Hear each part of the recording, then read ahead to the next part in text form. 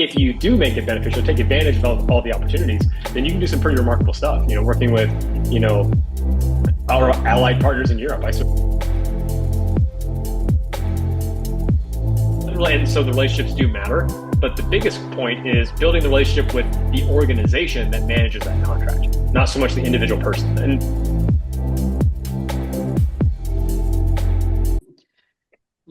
ladies and gentlemen, welcome to another Pioneers Pathway podcast. With me, Sharia, joined as always by my good friend Liam. How are you doing? I'm doing well, thank you. How about you? Yeah, all well, Liam. All well. Has it been a busy week for you? Yep. It's been busy. It's been busy. Busy. Looking forward to Christmas. It's just around the corner now, so it'll be good. It'll be good. Great. So, Liam, today we are joined with Jed Morris. Welcome to the podcast, my friend. How are you doing? I'm doing great. Thanks for having me. Absolutely. So, Jed, you're a man of, you've been all over, I guess. You started off in the Air Force, How was that like?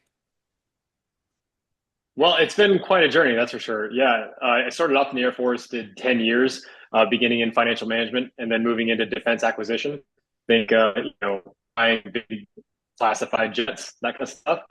And then when I got out, I knew I wanted to do something completely different, but I had no idea what that was. So like everybody, I went to business school to try to figure that out. And in the process, got a job offer at Microsoft and did a hard pivot into tech. So it's been pretty wild. So maybe just starting from the beginning, sort of your upbringing, your childhood. Did you ever think you were gonna go down this path? Is it the thing that you wanted to do? Or was there some sort of like light bulb moment when you thought, yeah, this is what I want to do?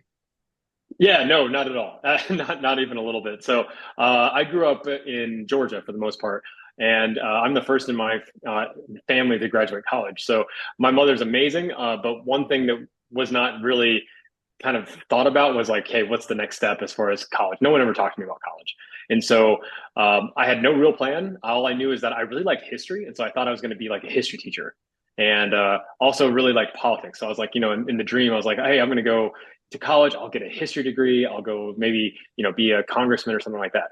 None of that happened, obviously. I got to college, couldn't afford it, was a terrible student. So smart guy, just had zero ambition to get grades. I mean, I think I had a 2.2 when I dropped out my sophomore year of college. But what I did know is that I wanted to do something different, and I didn't want to get stuck where so many of my family and friends have been stuck. At least that's how I felt in my mind.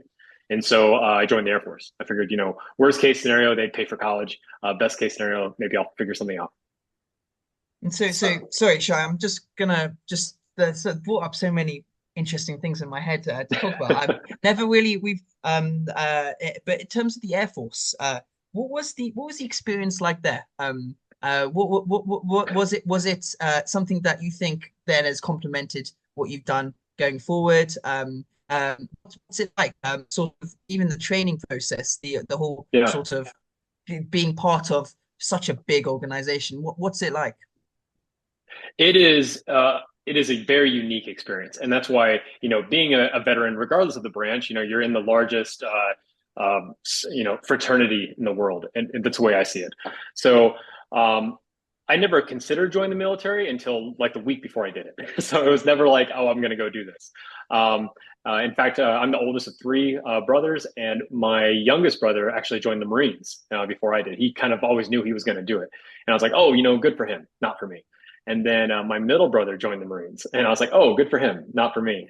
And then after I dropped out of college my sophomore year, I really saw myself. I was 22 years old. I'm staring at a wall, and I'm like, oh man, I'm either going to be a bartender for the rest of my life, like my peers, or I need to do something. And that's when it clicked. And I was like, my dad served 4 years in the Air Force, and I was like, look, I don't know, maybe I'll hate everything about it, but at least they'll give me the GI Bill. I can go to school. I can do something different, something. And so I went into it with no preconception of like what it was going to be. I did not know that you could pick a job. I knew nothing. So I showed up, went straight to basic training, and I'm pretty good about like falling into a group and, excelling in its structure. And so that worked out really well. I tell people, the military will give you everything you need to succeed or everything you need to fail, because, they take care of everything for you, your housing, your food, where you're going to live, what you're going to do, where you should be. So it's very on autopilot. You don't have to do a lot other than exactly what you're told. And so there's all these extra benefits on top of it that you have the option to take advantage of, whether that's school or whatever else. And so if you decide to not take advantage of those opportunities and you just do what you're told, then it's very, especially with the kind of, work that you're doing, where you're just 12-hour shifts and you're on and you're off, you're deploying, all this kind of stuff, or you do training assignments, it's very easy to fall into like a culture of just extended college where you're drinking and not taking care of yourself. And, so it can turn into something that where it's not beneficial. But if you do make it beneficial, take advantage of all the opportunities, then you can do some pretty remarkable stuff, working with, our allied partners in Europe. I served in Europe for 3 years, working with our joint partners over there. I finished my bachelor's degree when I was in the Air Force. I just did a lot of really interesting things that really helped me to excel. I learned how to work with a team, how to work with other people who were not like me from all over the country and all over the world, because you don't have to be a citizen to join. So a couple of my friends earned their citizenship while they were in. And then I learned how to lead. So, the military is one of the few places where, at the age of 22, you can be in charge of a unit. You can be put in place. And so, I was a young staff sergeant at 24, I think. And, I was leading a team of a few airmen, and, you deploy and you're put in responsibility of lots of things, whether it's people or millions of dollars of equipment or whatever the case may be. So you get responsibility early on. And so, by the time I decided to get out 10 years later, I had my degree. I had nearly 7 or 8 years of direct frontline supervisor experience. And I'd already been through all those early fails where it's like, oh, I want my airmen to like me. Oh, that's not the great way to go. Or like, oh, I want to be the popular one. And that's not great either. Or so you learn the ins and outs of how to be a good leader. And so when I got out, I knew that I didn't want to spend the rest of my career in the military, but it definitely gave me the foundation I needed to, spring forward and do a hard pivot into anything else. So in a way, would you say sort of that was your coming of age moment? Oh yeah, absolutely. Yeah, I'm a fundamentally different person than when I joined the Air Force, that's for sure. So in particularly, were you sort of, placed into a finance role, or was that something you chose to do? Yeah, so I did not know this, but when you join the military, you can either, pick a job when you're at the recruiter, depending on what's available, or you can go in what's called open general, where you just show up and they give you a job. And I did not know this was a thing. So by default, I went in open general. And so I thought everybody just got picked a job. And I remember I was in basic training and I was sitting in a room with, I guess, 150 other people who went in open general. And we're just all handed think of like a large classroom at desks. And we're all just handed like a letter. And basically the Air Force had assigned us jobs. And I remember opening mine and it said comptroller. I remember thinking, wow, that sounds pretty cool. It sounds like I'm going to go out there and do combat-y things, having no idea that comptroller meant finance. It means finance and accounting. I had zero background in finance and accounting, and the only thing I can figure out is that I scored pretty well on my entrance exam to get in the Air Force. So I guess they figured, they needed, almost anybody can get into like security forces or infantry or police officers. So they're like, well, we'll take the guys who are a little bit higher up, and we'll try to put them into a finance career field. And I don't think that's always the case, because it's very subjective, but we always say, it's needs of the Air Force. So they pick what you need, what you're going to have. And I had no idea. Ended up being a great opportunity though, because I learned a lot. I learned a lot about government finance, which led into defense acquisition, which is the business side of the military. So, where you're working with defense contractors and, multi-million and billion-dollar programs, and that's where the real business side is. And so, I kind of lucked out that way. So in terms of the rule then within the finance and that you were given by the Air Force, that's for organizations within the Army structure. That's not going to private sector sort of businesses. Yeah, exactly. So, finance in the government, especially like in the military, is very different than finance on the outside, because we're not trying to make a profit. We're not selling anything. So instead of making money, the goal is that you're given money every calendar year or every fiscal year, and it's your job to manage and allocate that money, to run the bases, to buy the equipment, to deploy the troops, or whatever you're doing in that mission. And so you learn a lot about, federal financial management, and then actually get further up, then it becomes more of a contracting role where, instead of managing like individual units or bases or even larger commands, you're saying, all right, well, instead of running a base, how are we going to use this money to solve a mission problem? Like building a jet or something like that. And the military doesn't build or make anything, you know? So all that is in the private sector. And so when it comes to a place where you're like, hey, we're going to build or make something, then we have to integrate with, you know, the Lockheed Martins and the Boeings of the world to, you know, build something. And then it becomes like you get firsthand exposure to actual large project and program management, where their P&Ls actually start mattering. So yeah, it was a fantastic way I'm to just going to integrate. say it's really interesting, right? Because I know obviously there's a lot of things going on in American news at the moment, American politics. But one of the things I was reading about was I think it's called Doge.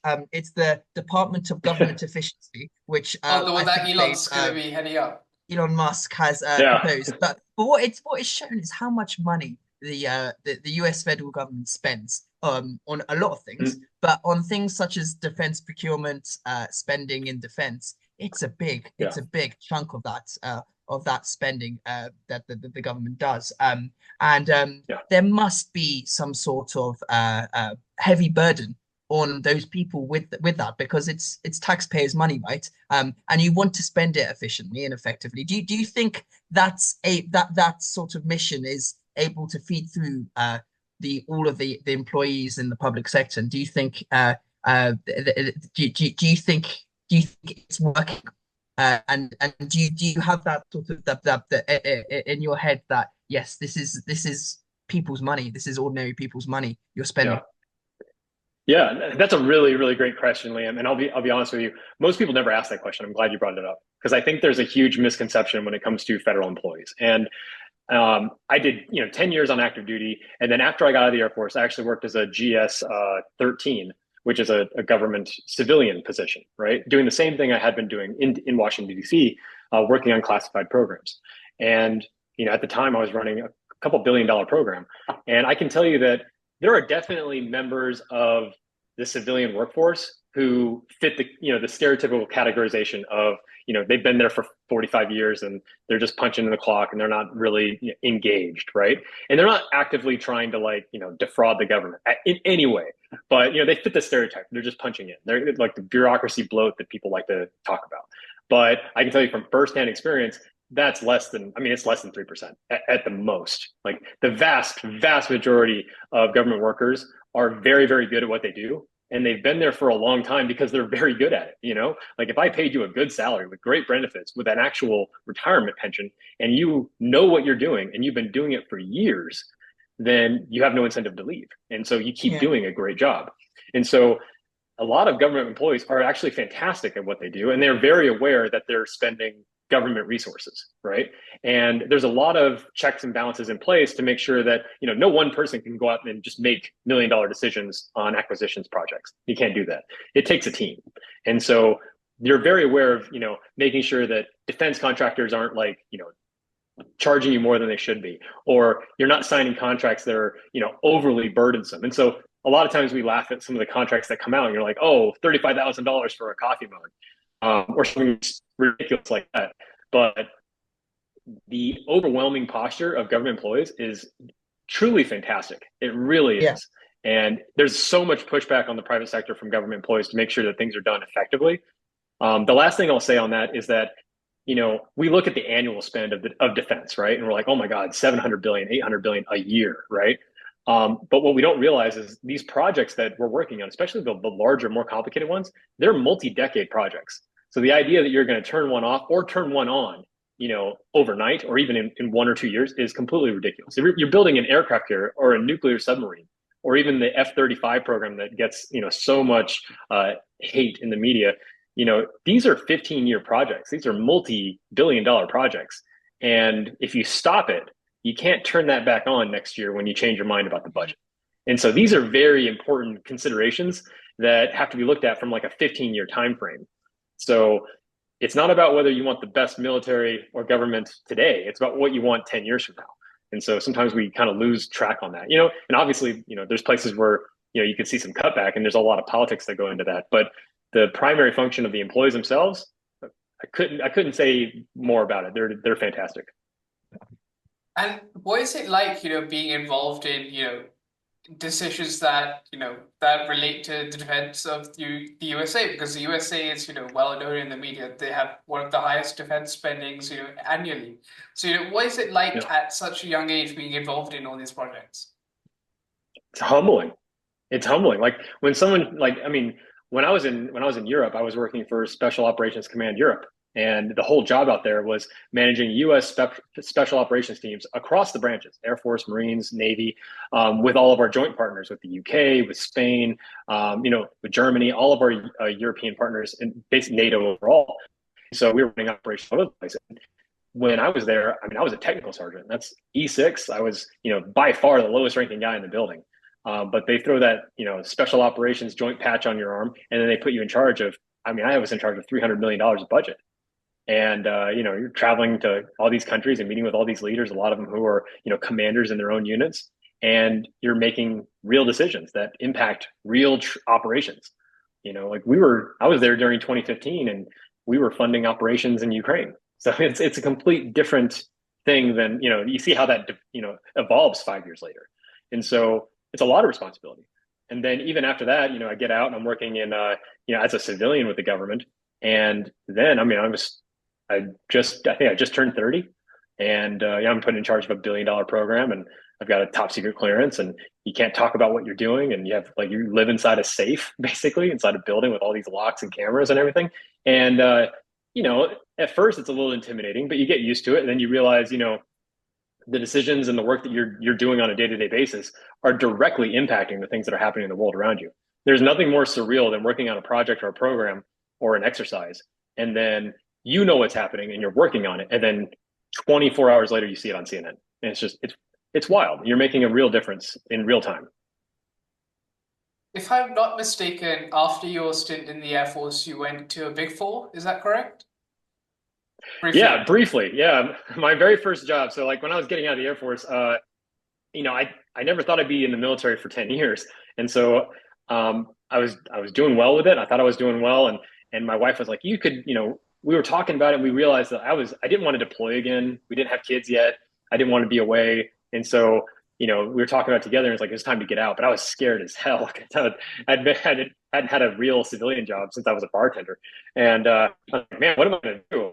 She's like, just apply. Just start applying for jobs. Let's see what happens. And so I did.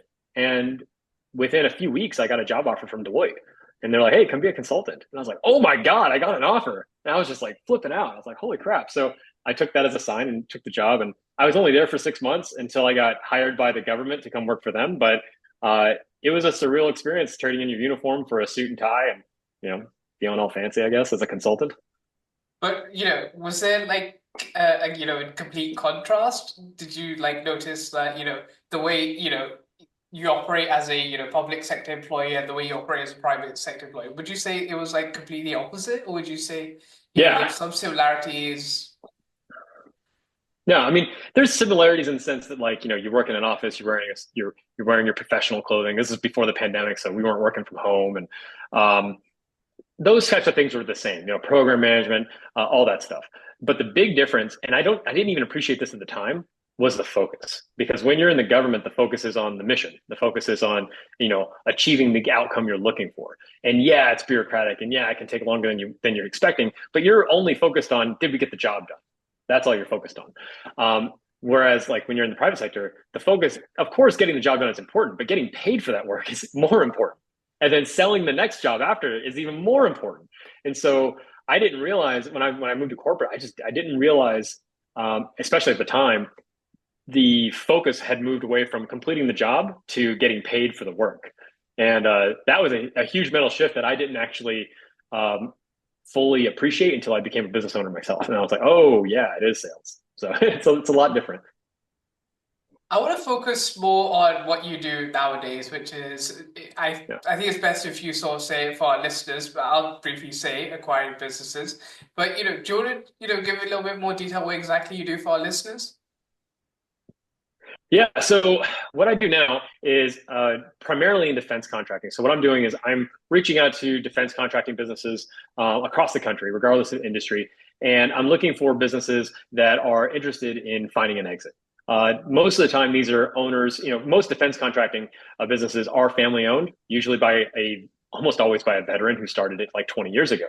Um, and there's a lot of reasons for that, but the biggest one being defense contracting in of itself is kind of a moat. And, if you don't understand how the contracting, world works, then, you either have to really spend some time learning it, or you just kind of avoid the sector completely. And so for veterans, a lot of times they feel more comfortable in the space. And so I'm trying to find defense contracting businesses who have, been in operations for, at least 5 years, usually closer to 15 years, usually have an owner who's doing somewhere between 10 and $75 million of top line revenue. And they've had a lot of success, but, they're ready to transition out. And whether they have a plan for that or not, the idea is that we can step in, help them get the exit that they're looking for, whether that means, they want out completely, or they want to, take a significant step back where, instead of owning 100% of the business, they want to own like 20% and continue working. So everybody's a little different in what they consider to be like a positive outcome. And so we try to help them find that positive outcome, and then, bring that business and help, professionalize it going forward, so we can keep moving that business forward without the owner anymore. So, when you, approach these veterans, what sort of their previous business experience like? Is it generally, their first sort of venture out, or is it something, you find that, they've tried a couple of things beforehand, but obviously their expertise lie in defense, so they tend to transition into that. So what's your observation been in that? Yeah, so this is unique because I think today, within the last decade, 15 years, it's very common to hear about fail fast. You have all of us have like 5 or 6 failures before we have something that shows any kind of success. And while I think that's really common, most of the owners I meet, they don't have that. They basically, they either got out of the military and started doing defense contracting, or they started their own business out of nothing, and they moved into defense contracting at some point. And it's less of the startup culture and just like, hey, I have a service or a professional, product that I need to sell, and I have to make this work because this is my job, right? And so it's less about trying to shoot for the moon and more of like, hey, I just need to make a sale today. It's very much the old school salesman. And so most of the owners I talk to, especially the ones who are veterans, they got out of the military at one point, and then they basically opened a business selling to the government, doing largely the same things I used to do while they were in. If they were in logistics, then they're like, man, when I was in logistics, we had the worst time getting, this part for this type of equipment. And I happen to know a little bit about maintenance. And so they open a maintenance shop and they sell to the government. Or, they're in IT or finance, like, our software just was terrible. And so they, get out and they start, a management software or a data analytics, program where, back then it was more of just aggregating or saving data or, creating like these little connections. And you can find those, and they're just doing that one thing very, very well. And the government rewards those types of businesses because small businesses, which are, usually below $50 million in top line revenue, the government sets aside contracts just for those businesses. So they don't have to compete with the big companies. And the government has incentives for small businesses to get involved, especially when you have a designator like a veteran or a service disabled veteran, or a minority owner or 8A or any of these other designations. So you can have a lot more success just trying to get back into government contracting. So would you say, go for it? Sorry, no, I was just thinking. So, as a politics student, we did a lot of sort of research on private military contractors. And one of the famous ones is I think it's called Blackwater, or it was called Blackwater. Eric Yeah. Prince, famous for many things. But one thing that came up was how contracts. There's a lot of sort of, you have to be close with the people making the decisions, and that's how you're able to get these contracts, right? So once the founder, retires of these companies, how easy is it for the contracts to be more sustainable into the long term? Do you find that you have to go back and build those relationships? Because obviously when the person leaves, he takes maybe 10 to 20 years worth of friendship or relationships with people who are making those decisions. Yeah, so that's a great point. And it highlights one of the top 3 things we look for when we're trying to get into these businesses, which is, first and foremost, you have the same problem you do with any business, which is the key man risk. When the owner steps away and they're intimately involved in the operations of the business, how does the business continue on and go forward? That's a huge risk. But then on top of that, when you go into government contracting, you have 2 more issues. One is the contracts in place. Like you said, there's relationships there. They're not quite as in depth as like, oh, I've got like 10, 15 years of relationships that I'm going to lose. Because on the defense side, especially if the contracting officer is a military member, those people cycle through every 3 years. So you're having to continually rebuild those relationships. Now, the civilian positions there on the government side, obviously they don't cycle as much, and so the relationships do matter. But the biggest point is building the relationship with the organization that manages that contract, not so much the individual person. And definitely the people matter, but it's more of the organization. Because usually when you sign these contracts, your contract may be good for 2 to 5 years. And so when you acquire the business, maybe there's 1 year left on that contract, maybe there's 4. So you know exactly how much time you have to build that relationship with the vendor and understand exactly what they're looking for. The second, sorry, you carry on. Sorry, I'm going to build up these questions and then I'll ask you afterwards. Don't worry. No problem. And then the last thing you have to kind of cover for is, say you figured out the key man thing, say you've got the relationships covered, but now the veteran owner who's leaving, maybe maybe it's female owned. Well, are you a female owned veteran with that status? Are you going to lose contracts that are specific for that person? Or are you service disabled? Are you going to take over? Does that person have the same designator and owning 51% of that business as the person who's stepping aside? Because if I buy a business and I'm not service disabled and the owner of that business was service disabled, then any contracts that they had that were specifically earmarked for a service disabled veteran owned business, I'm now in jeopardy of losing. And so there's a lot of these things you have to look at. And so, yeah, you're exactly right with that question. Sorry, so I just wanted to, I know you mentioned about sort of contract lengths and sort of, when you're in a contract business, you might have a contract one day, you might lose that another day, right? How do you, approaching these businesses, put a valuation onto them when the contracts are very, very flexible and may only be temporary, right? Because obviously there's probably a valuation multiplier you put on these businesses based on revenue and things like that, but that revenue can change year on year, right? So what's your approach? Is it sort of an industry standard, or have you got some sort of distinction with that? So the way I look at it, it's not quite as complicated as it sounds, because as long as the company is providing the good or service that they've been contracted to provide, and there's no like material reason for the government to break that contract, they can't just stop. They can't just break it for you. The government, there's a few things that the government can do. So if you start failing to provide a good or service at the level that you're contractually obligated to provide, then yes, the government can cancel you.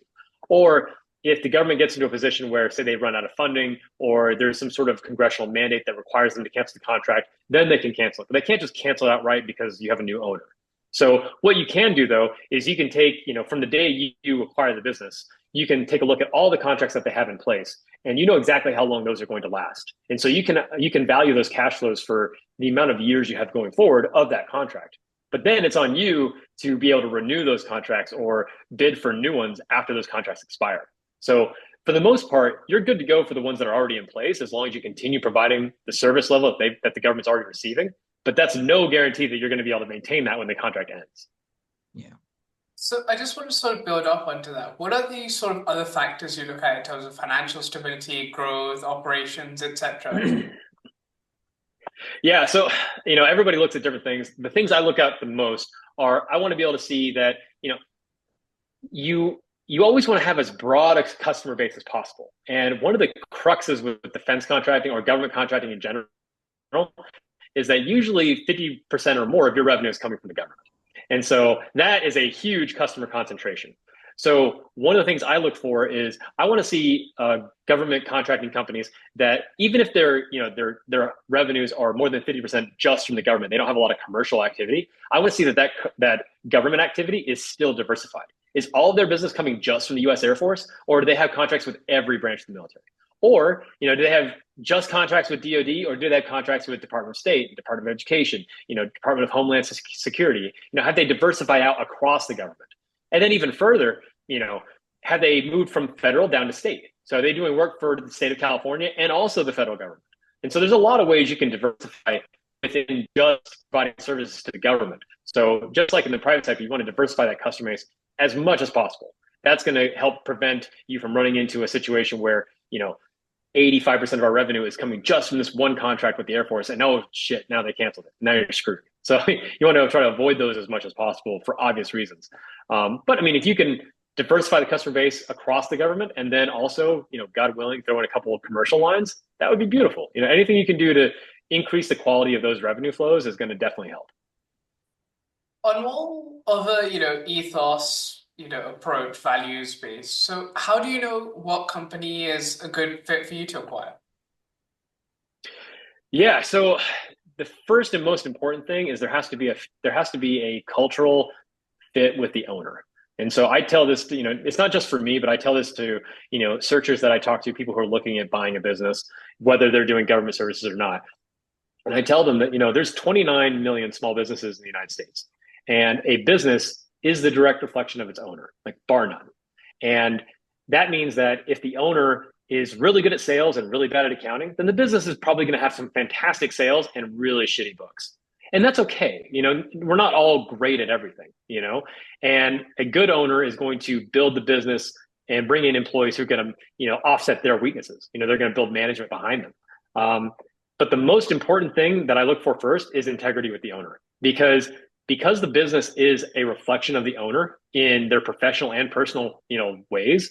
If the owner lacks integrity, or if the owner is, if they're not above board on one area, then you can believe that the business is not above board. And the scariest part with acquisition is that you're never, as a buyer, you're never, ever, ever going to know more about the business than the seller does, ever. And so you can step in and you can do all the due diligence in the world. You can bring in quality of earnings specs, you can do forensic accounting, you can, there are so many things you can do to like double check your work. But the owner's been there for over a decade. They know that business way better than you ever will. And if they lack integrity, they can hide things from you that you won't find. You won't even know to look for. And even if you protect yourself, which you should, in the purchase agreement or in the equity buyouts or however you structure the deal, you say you do that, say you protect yourself, and you find out after the fact that, yeah, sure enough, this owner made material misstatements and lied on the purchase contract and all this stuff. Well, now you got to go into litigation. So it doesn't happen overnight. Now you got months of litigation ahead of you that you have to pay for if you're right. And all the while you're dealing with the problem that you just bought. And so the single most important thing I tell people is the integrity in the owner, in the seller. If they don't have it, run. There's 29 million businesses in America. Buy one from somebody you can trust. And if you start getting the weird, bumps on your arm, your hair stands up or something, your gut feels weird, you can't pin it, walk away. There's other businesses to buy. The worst mistake is buying the wrong business. So business is hard enough as it is. Don't shoot yourself in the foot. But that's the first thing I always tell people, regardless of what business you're buying and what industry they're in. It's a direct reflection of the owner. So make sure you have a good relationship with the owner first, and then everything else is going to help out after that. Because when I find an owner that I click with, that I understand, and that I can trust, then not only can I do a fair evaluation of their business, but then I can work with them to get the outcome that they're looking for. Because obviously the outcome I'm looking for is to acquire their business and to grow it and build it. That's how, we grow the business, we create value, we make money. That's how all of these things work. But, it's so much better if we can mitigate our risk and find the right outcome for the seller too. Because, sometimes the seller, they've been doing this for 40 years and all they want to do is vacation to a little house in Fiji and never hear from me again. That's fine. Let's work on a position that helps you get there, as fast as possible. But then I talk to sellers who, this is a family business and they've been doing it for, 30, 40 years and they love what they do. They don't want to leave, but they're 75 and they recognize that they're not going to be able to do this forever. And they don't want to see their business collapse when they're no longer there. And so a better outcome is that we come in as a partner, as a majority partner. We buy 60, 70, 80% of the business and they maintain a portion of the business and they just keep working. They're just not having to deal with all the other stuff that they used to deal with. And so, the outcome that you're looking for is best matched with what the seller's looking for. Just sort of follow-up question on that. Sorry, quickly. You go. So You go. it's sort of two in one, but have you ever walked away from an opportunity where you thought, wow, this is a brilliant business, but you sort of had some doubts over the owner, and how do you sort of deal with that? Yeah, so I have absolutely talked to seen a deal where I thought the business was in really great shape, but I got a weird feeling about the owner. And at first, and I don't think you should like run the moment you get a weird feeling. Like use your brain a little bit, but also don't discount those feelings because you have them for a reason, right? So The first thing I do is like I go through it. I kind of do a full evaluation of the business as much as I can. But then once I have a weird feeling, then I'm looking for things that'll back that up. Did the due diligence, did the financial diligence come back just a little bit off? The sales are a little bit under. Did your number three salesman leave 2 months ago and you didn't tell me about it? Like little things. And when those little things happen, I'm going to make a mental note of those and say, okay, these might be confirming that feeling I had before. And then sometimes they're just, they're flat out. They're like, you catch them in a lie. And when that happens, you're like, hey, this business looks great, but I just simply can't trust the owner and I have to walk away. And I also tell you, the result happens. Sometimes you fall in love with the deal and you start rationalizing and you think, well, everything will be fine once the owner's gone. And I tell you, that's a trap. That's a trap because like I said before, away from a deal that you really like is really tough. Sorry, I was just going to focus in a bit more on the buyers, on the buying market in the defense industry. What's your view, and what kind of buyers are you seeing take interest in this sort of industry? Yeah, I think it's not just in defense; it's across the board. There are a lot of buyers out there, and there's plenty of supply to fill that as well. Baby boomers who are getting older and leaving, and how they own a lot of small businesses and they have to transition out. But on the flip side of that, you're seeing M&A activity at the smaller side really pick up. And that comes from, whether you have traditional self-funded searchers who are looking to buy like $5 million revenue businesses, the smaller end, and use SBA financing to take those down. Or if you're looking at search fund searchers who, are partnering up with investors and bringing in like anywhere from 10 to $20 million to take down some of these smaller mid-sized companies. And so it really is expanding quickly. Especially in the defense industrial base. And I think it's pushed a little bit more than other industries right now for two reasons. They're obviously having all the headwinds that other industries are having. There's a lot of businesses with a lot of old owners who are in their 70s who are now looking at, the next stepping away from their business, but they don't have a succession plan. The vast majority of people, I'd say more than 90%, they don't think about succession in their business until they're ready to sell. And usually that's the day of. They're like, oh, I guess I should, get out of this. They said they've made no plan. And so that's pushed a lot of these businesses to start looking, to find an acquirer.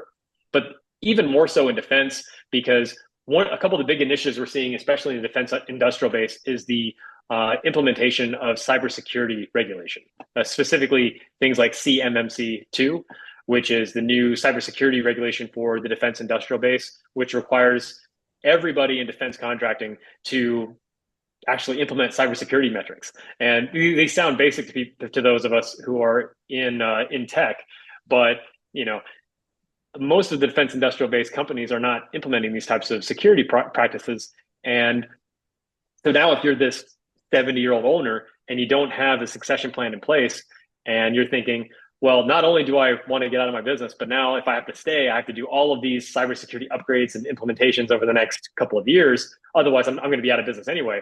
You just see a lot of them, looking for an exit.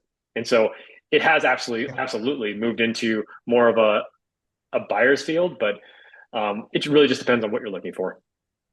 And in terms of those investors coming to you, looking at defense companies, are they small, medium-sized sort of venture funds, private equity funds? Are they big multinational, big sort of defense companies already in the industry? And is there any sort of foreign activity there? Are there foreign investors coming in? Obviously, that also draws in lines of like national security issues. Yeah. Do you find that there's regulations there? But yeah, what's the kind of characteristics of these buyers? Yeah, so a couple things. All of our investors are U.S. based, for national security reasons, like you mentioned. And then because we're working in defense contracting specifically, a lot of our buyers most of them are veterans because, like I said before, you have to have that designation if you're going to buy a company that has specific earmarked contracts for your designation. So if you're going to buy it, you need a buyer or an operator who is service disabled veteran, or who is an 8A designator, or whatever the case happens to be. And so you have to put those people in place. Now, when it comes to the investors, it really does range across the board. You have smaller investors from small funds that pitch, anywhere from $250,000 for a deal up to $1 million for a deal. And then you have a lot of mid-sized investors, which are, kind of like the smaller private equity groups that are looking to take advantage of businesses that are moving between 10 and $50 million of top line revenue, who are able to write a $1-2 million check, but they're not like the BlackRocks of the world. And so like any industry, private equity it's stepped. So at the very bottom, you've got the small investors, and then you've got medium-sized private equity businesses in the middle market, and then it's always the goal of like small companies. You build them until the point where a medium-sized equity group wants to buy it, and then they buy it. They professionalize the management, and they keep building it up until a larger private equity group wants to buy it. And so the whole mission here is to find an asset that's smaller than what it should be, build it until it's bigger than what you need it to be, then sell it to somebody bigger than you. And so the investor base is pretty wide range. Yeah. So I guess that's business 101, isn't it? Buy low, sell high. Yeah. Yeah. So I just wanted to, understand what are the biggest, challenges in company acquisition that don't get talked, about, and that are very, uncommon, just both in like defense and, sector agnostic. Sorry, say that again. So what are some of the biggest challenges in acquisition, I guess, both in defense and, the sector agnostic approach? What like, would you say something that's quite rare? That's the biggest challenges. Yeah, exactly. Yeah, the biggest challenges are, it comes down to one, finding the business. So search. And so, especially when I talk to, brand new people who are interested in buying a business, you have to really explain the concept of search. There are two ways to really go find a business. One is through brokers, official brokers who are out there representing a business, much like a, real estate broker does. And you have a lot of like hit or miss opportunities there. So, some are good, some are bad. But the other way is proprietary, which means that you're looking for businesses that are not being represented by a broker. They're not on any kind of marketplace. And for the most part, the seller hasn't made any indication that they're interested in selling, publicly at least. And so that means that you're pulling public data, you're pulling records, you're searching Google, you're out there literally cold calling and cold emailing and going door to door trying to, hi, Mr. Mrs. Owner, are you interested in selling your business? And so that's why it's called search. And it's brutal. It takes a long time. It's really hard to find businesses that fit what you're looking for. And then even when you do, well, now you got to negotiate with that owner to see if there's a deal that can be had, and do your own due diligence and figure out if this is even a deal you want to have. And so that's the difficulty. Whether you're in defense acquisition or any other industry whatsoever, one is finding the deal. I tell people all the time, they say, oh, well, I don't have the money to buy a company, or I don't have the contacts to buy a company. And, I used to hear this before, and I see now that it's very true. It's all about the deal. If you can find the deal, then you're going to have no problem finding the investors, and you need a network for that. But if you find a really good deal, like that's what it's all about. And then it's finding the deal, it's negotiating the deal to make sure that it actually cash flows and it makes sense financially. And then you've done the due diligence and you found an outcome that actually works. It's the hard part, and regardless of the industry. It's just even harder in defense because you have all these extra barriers that you have to figure out, such as, the buyer profile or the contracts in place or that customer concentration that, we talked about earlier. And so there's extra hurdles to jump over, but the extra hurdles just mean there's fewer people competing with you. Yeah, and I've also noticed that you're quite critical. I won't say the name of the platform, but I've noticed you are quite critical of these platforms where, people list their companies. So can you, delve a little bit, into that as well, please? Yeah, so I don't think a day goes by where I don't talk to somebody who says, hey, I'm interested in buying a business, because that's a really hot topic right now, right? And I always try to take those calls from people, but because that used to be me. I was a self-funded searcher. So the issue you run into is these online platforms, what's the best way to put this? 99% of businesses will never sell, ever, right? And most of them shouldn't sell. If I'm a business and I'm a guy who runs a contracting team for a construction site, and I've got a team of 12 people, and we just go out there taking contract to contract from customers, that's not a business. Sure, I'm filing as a business, but it's not a business. It's me and a team of 12 guys, building a house. There's not a lot of value there. Once I, as the owner, step away, um, you know, there's nothing tangible, right? And so the vast majority of these businesses should never sell, and most of them don't sell. And so, but what happens is that, if I'm the owner of that business, I only have two choices. Either I'm going to close up shop and liquidate everything, which is usually what ends up happening, or I'm going to meet with one of these brokers and they're going to list my business on one of these brokerage sites and try to hope that somebody bites. And usually no one will. And I say that because the vast majority of the deals that are worth buying are never going to hit these marketplaces ever. When the vast majority of them are going to be bought in one of two ways. Either one, you found that deal through a proprietary search where you've met the owner in some way through some sort of network that you have, or two, you've built out a network with high quality brokers, brokers who actually know what they're doing. And just a caveat, there is no official designation to be a business broker at all. There are plenty of licenses that you can go get that can help credentialize you, but there is no legal requirement. You don't need an actual legal license. So literally anybody can raise their hand and say, I am now a business broker. And because of that, the range of talent is everything from, the guy who knows nothing all the way up to a middle market investment banker. And so there's everything in between. And so these businesses have a hard time selling. And by the time they actually hit one of those marketplaces, they're usually total junk. And they've already been picked apart by everybody who's actually been looking for a business. If you think that professionals don't already have a network with all the brokers or most of the brokers, and at the same time aren't just scraping online websites just in case something falls through, you're being not realistic. Yeah, I'll just leave it at that. I think if you do find a really good deal on one of these platforms, it is absolutely a rare find. But if you find something you think is a good deal, the first question you should ask is, why does everybody else in the world think that this isn't worth buying? And why am I so lucky to find it? I think that's the first question you should have. Yeah, no, I absolutely agree, because in the last 6 months in particular, I've noticed that, platforms, I won't obviously say the name for obvious reasons again, but I've seen that they're being, glamorized a bit, haven't they? Yeah, well, I mean, they're being glamorized because, the idea of buying a business is very real. It's very practical, and it is absolutely attainable for the average person. The US SBA 7A program makes this a possibility.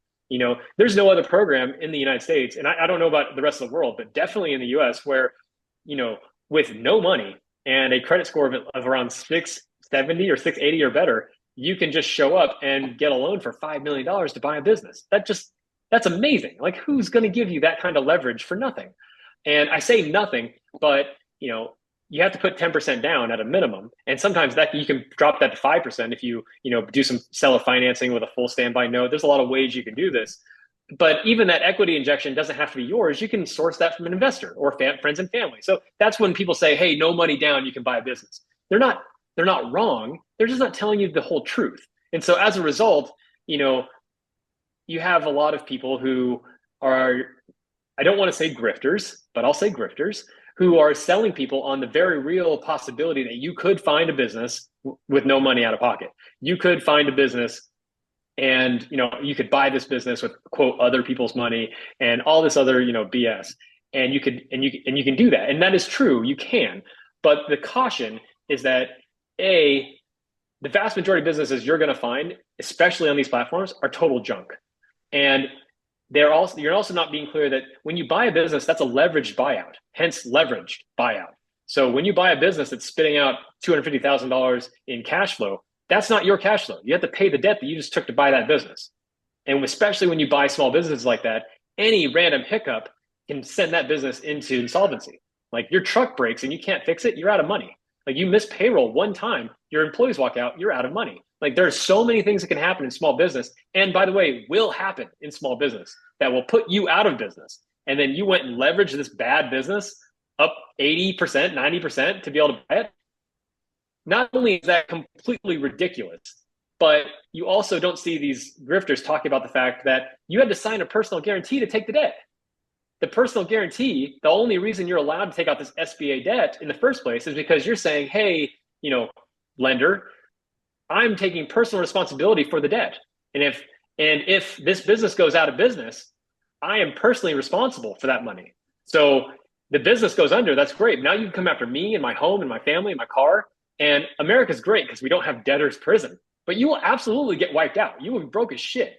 And so people don't realize that, when you step in and you take out debt with a personal guarantee on a bad business, just because someone said you could be an owner and you don't factor in the risk involved, it's lunacy. It's absolute lunacy. And you just paid $10,000 for a course to learn how to do that. And that's dangerous. I'd much rather have somebody spend $10,000 on a course that teaches them how to do something than turn around and implement that and find themselves on the wrong side of a personal guarantee. But the opposite of that is also true. If you find a really good deal, if you find a business that's doing 6 million in top line revenue and 750,000 or more in SDE or cash flow, and you pencil it out and you've got a 1.8 debt service coverage ratio, then take the deal. My God, yes, go do that. It's all a game of risk, not just financial risk, but your own personal risk. So it's yeah. I obviously there's a soapbox here I can stand on with this, but it's wild. Shaya, is it okay? Can I just I didn't know if you had any other question, another question to follow that. But I just wanted to briefly pick up on sort of the personality behind what you do, right? Because there's a lot when you're in M&A, when you're in this sort of field, it's that you can't just sit back in an office and the things are going to come to you. You have to go out there. You have to sort of one day could be different to the next day. It's sort of you having to go out and find these deals. And one thing you picked up on at the beginning was when you're in the army, it's very structured, right? So they tell you where you have to be, what you have to do, and you basically follow that. So it's quite a transition going from all the way from there to then being your own boss and you having to have that sort of personal drive and mission to get those deals. How has that been? Has that been challenging, or do you think it's just over many years you've just been able to pick up those attributes? Yeah, it is absolutely challenging. And what you've just described is not just true for anybody who's worked as an employee and is moving into like an ownership of business kind of perspective, but it's 1,000% more true for veterans who transition. And I have these types of conversations with veterans all the time because we're always still figuring out. And I'm definitely still figuring it out. But I left the Air Force, not the Army, the Air Force in January of 2019. And so it's been 5 years. And it has been a process. It has been absolute process because, I went into corporate and I knew that this wasn't, I just had this feeling. I was like, this isn't where I'm going to end up. This isn't where I want to be. And you slowly it begins in the mind. It's a mental shift because you have to obviously do the right things. You have to, you have to set your own schedule. You have to figure out, where your value add is. You have to, do the actions that are going to implement the result you're looking for. But it all starts in your head. And what I mean by that is before you can do the actions, you have to be the person who does those actions. You have to internalize the fact that who you are as a person and then go do the things that person would do. And so, for instance, I tell people, when they get out, one of the things that really trips veterans when they get out is that, you get out and you take off the uniform, but you never separate your service in your mind. And so you never took off the uniform in your brain. And what I mean is, we went to, a lot of us went to high school, some of us went to college, and we had our sports teams, we had our, our school letters and all that stuff. But none of us are still walking around wearing our high school sports jerseys. We're not walking around wearing our college sports jerseys. And, we kind of laugh at, people who, are in their 40s and 50 years old and they're still in their hometown wearing their hometown high school jersey, reliving the glory days of when they were 18, right? But in a lot of ways, that's how veterans are, when they don't make a positive transition because they're never able to separate themselves from that experience that they had. And so it starts off by saying, to yourself, like, hey, this was a fundamentally life-changing experience. I learned a lot. I've grown a lot. And now it's time to pivot. Now it's time to change.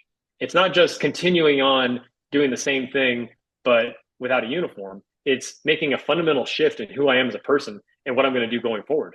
I remember just before I joined NYU for my MBA program, I had this light bulb go off because when I got out of the Air Force, I thought like my only career options were to be a defense contractor, especially in finance and accounting. I was like, that's all I know how to do. Like, how do I continue on my career? And a lot of veterans feel that way. They're like, hey, how do my skills translate in the civilian sector? And how can I continue on with my career? And I had this moment where I realized that I don't have to continue on with my career. I'm 30 years old and I want to live to 80. I've got 50 years ahead of me. I don't need to do the same thing going forward. And not only do I not need to do that, thanks to things like the GI Bill and veteran hiring programs, I can go to law school and be a lawyer. I can go to business school and go to finance or consulting. I can go to medical school and be a doctor. I can do none of those things and buy a business. When you cross that mental barrier and realize that the world is your oyster, and at any time you can stop what you're doing and pivot completely, it really does free yourself to think, not what should I do or what am I most capable of doing, but what do I actually want to do? Like when I'm 65, 70, when I look back, like what do I want my life to look like? Yeah, think about it from that perspective, as opposed to thinking, hey, what's the most logical move next from my current position? It completely changes everything in your perspective. That's why, when I got a job at Microsoft, I was like, wow, this is really cool. But I didn't want to be in big tech forever. And the same thing was true with Amazon and HP. And I learned what I could when I was there, but then I left and I was like, I'm looking for something else, And I look back and I'm like, when I bought my first business, I remember thinking, I don't know if this is going to work. It could be wildly successful. Obviously, I hope it is, but it could be a complete failure. And, is it going to be worth it? When I look back and I'm like, hey, is it worth it? If all of this goes to shit, is it going to work out? And for me, I was like, yeah, if I fail at all of this, then at least I've learned something. And yeah, I know I'm rambling a little bit, but it really is a mental transition more than anything else. Do you mind if I just, I also have a follow-up question. You said a lot of really good stuff. So one of the exit options you discussed for veterans was, buying up a business as you've done yourself. So it's one thing to buy a business, but it's another thing to, help that business, build wealth and grow.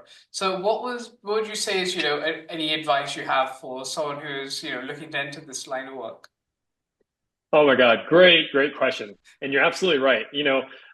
Searching for a business and operating are fundamentally different things. The one big piece of advice I give people, like when you realize that you want to go buy a business and you want to be a business owner, if you can find someone who's done that already and intern for them, that will absolutely help you. Like find somebody who did their own search and found a business and acquired it. Not just a small business owner, but someone who specifically went out and bought one. And they're not that hard to find. And find one of those people and intern with them whenever you got some free time, for a couple weekends, or if you can, a couple weeks, and be their chief of staff, be their assistant. Small business owners are always down to get a little bit of extra free work, and so, and if you can't do that, at the very least, reach out to 20, 30, 40 of them, especially in industries that you're interested in acquiring in, and having a real conversation about what the day-to-day is like, because until you're operating, you have no idea what we're talking about. It's the same thing that I try to talk to civilians who've never been in the military. You have no idea what I'm talking about. Like I can explain, deployments, specifically all the way through. But if you've never been in the military, you have no fundamental clue what I'm talking about. And it's the same thing with operating a business. Until you're the guy or gal in the seat and you feel the pressure of the P&L and the employees and the payroll and the suppliers and, everything, on you, then you have no idea what I'm talking about. And the fact that at any moment, any random disaster can occur that is going to cause you to lose payroll, to lose cash flow, to, your supplier goes out of business. Like any number of things will absolutely happen to you, and how you adjust and how you move forward and how you manage that business. Like, you're not going to know until you're actually in the seat. But the best thing you can do is reach out to people who are in that seat and just learn as much as you possibly can. If you know for sure that if you're ready to take out a $5 million loan to buy a business, then you can afford to take a couple weeks of unpaid internship with somebody who's operating and just learning a little bit about what the cash conversion cycle means, and how to deal with employees, and just all the little things that are fundamentally critical to your success as an operator that you just don't understand until you're there. Great answer. So what we do now is we have a rapid fire section. We call it the investors call. Bit of a fun name for it. So I'm going to ask you a few rapid fire questions. I'm going to get you to expand on a few. So you ready? Yeah, let's do it. Okay. Best thing about being in the Air Force. Best thing about getting out of the Air Force? Best thing about being in it. Oh, the best thing about being it? Oof. The people. I mean, the camaraderie. I still have friends that are in the Air Force. I have friends all over the country. I have friends all over the world. Best people you'll ever meet. Biggest myth about entrepreneurship. The biggest myth, that it's for everybody. It is not for everybody. It is for you if you can handle the responsibility and you want to be, and I do mean responsibility. It's about ownership. And I do think it's worth it to take some time to see if that's for you, give it a shot, but it's not for everybody. What entrepreneur you look up to and why? That's a good question. I don't actually look up to another entrepreneur right now. Honestly, it's not a specific person, but the people I do look up to are the people who are just right ahead of me. The people who have, the people you won't actually hear on the big news. Think of like the Nicholas James or the Sam Rosati's of the world who are operating independent sponsor firms, or just the guys and gals who are in the independent sponsor and fund levels who are out there acquiring these businesses and putting things together. I just like seeing people who are a couple steps ahead of me and just thinking, wow, look at what they're doing. I'm totally going to do that. And just moving forward. Okay. One thing you wish you knew early in your career? What do I wish I knew early in my career? Yeah. It's all about people. It's all about people. You definitely need to have some technical skills for whatever job you're in. But at the end of the day, it's just people. You have to be able to talk to people, build relationships with people. We can't help it. Everything's relationships. The best advice you've ever received? The best advice I ever received was from my first sergeant, who was at my very first duty station in the Air Force.